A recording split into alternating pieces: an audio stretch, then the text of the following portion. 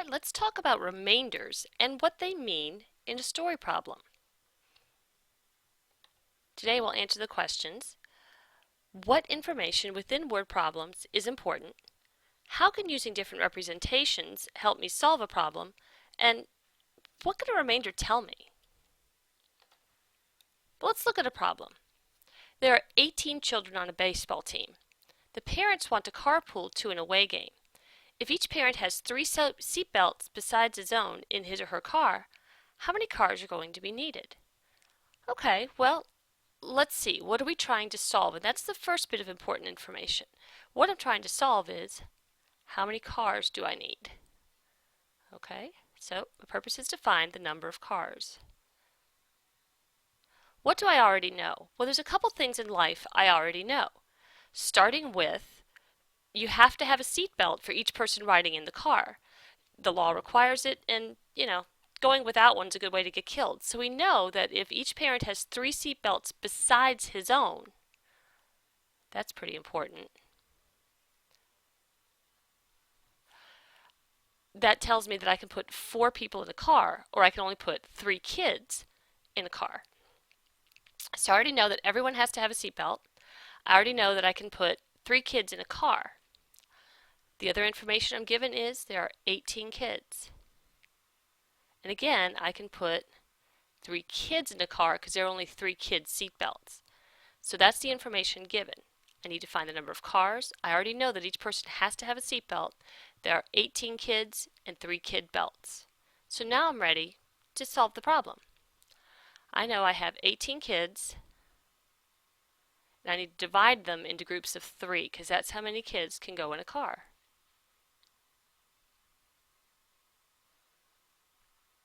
How many times will 3 go into 18? Well, it goes in 6. 3 times 6 is 18. And there we go. What do I need? My solution is I need 6 cars.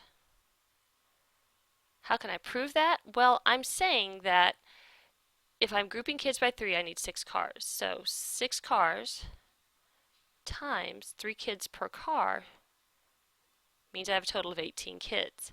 18, I'd said earlier I had 18 children. That means that's good. This one's actually not really a division problem, but that's okay. It still gives us an opportunity to practice finding important information and using it. It says, 7 cars arrive at the ball game. If each car has 1 adult and 3 kids in it, how many people came to the game? Okay, purpose. What am I trying to find out? How many people? Next, what do I already know that might help? Well, I know people drive places in cars. If each car has 1 adult and 3 kids, okay, that sounds right. There's really not much outside information I need to get to the bottom of this one. I'm ready to take a look at the information that's given. I know that there are 7 cars and that each car has 1 adult and 3 kids. So important information is that we have 4 people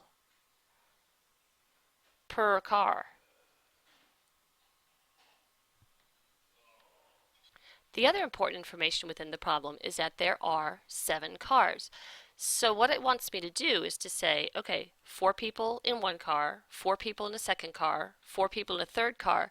That sounds like repeated addition, which of course is multiplication. So I'm going to choose multiplication as an operation for this. Okay, so let's take our 4 people per car times our 7 cars, and 4 times 7 is 28.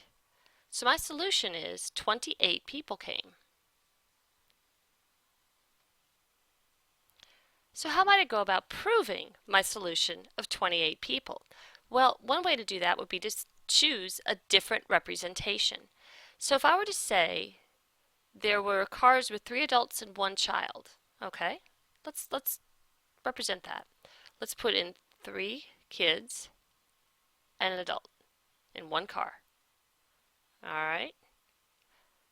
And then here's our another 3 kids and an adult. Okay, and our second car. And I'll keep going. So there I'm all done representing my 7 cars with 3 kids and an adult in each car. Let's count by fours then. 4, 8, 12, 16, 20, 24, 28. Yep, 28 people came to see the ball game. Okay, but let's talk about problems that give you remainders. Let's say there are 19 kids in the chess club and they're all off to a tournament one Saturday afternoon, but they're going to travel in parents' cars. If each car has 5 seat belts, how many cars are going to be needed? Okay, what's the purpose? What do I want to know? I want to know how many cars do I need? Just like before. Well, what do I already know? Well, the same kind of thing. I know that each human needs a seatbelt. I also know that if there are 5 seatbelts in a car, one of those has to be for the grown-up who's driving. And that means that each car can only carry 4 kids because one of the belts is in the driver's seat. Okay, I also know that everyone's got to get there. We can't just let people walk. The school system would kind of frown on that. It might get me fired. That'd be bad. So everyone needs a seat. Let's take a look at what information they gave us. There are 19 kids. That's important. 5 seatbelts per car, but we know that 4 of those only can be for children. So I know that I have 19 kids, and I can only do 4 kids in each car. So let's work on that. We have a total of 19 kids that I want to divide up. So I'm going to choose division as my operation into groups of 4. All right, so here's our 19 and our 4. How many times will 4 go into 1? Well, it doesn't. How many times will 4 go into 19? Let's see. 4 times 1 is 4. 4 times 2 is 8. 4 times 3 is 12. 4 times 4 is 16. 4 times 5 is 20, and that's too many. So let's go back down to 4 times 4. 4 times 4 is 16. And 19 minus 16 will give me 3. And that leaves you with an answer of 4 remainder 3. Well, let's go back to what I already know. These 3 kids can't walk to the tournament. Somebody's got to pick them up. So 4 cars would not be enough. This remainder tells me I've either got to tell 3 kids to go home, tell 3 kids to walk, or ask for a 5th car. Okay, so my solution is going to actually be 5 cars, because if I only asked for 4, I will probably get fired. How can I prove that? Well, let's see if we do 5 cars, if I can fit everybody in there without a car being empty or without anybody walking.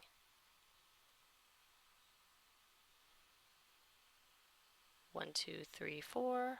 1, 2, 3, 4. 1, 2, 3, 4.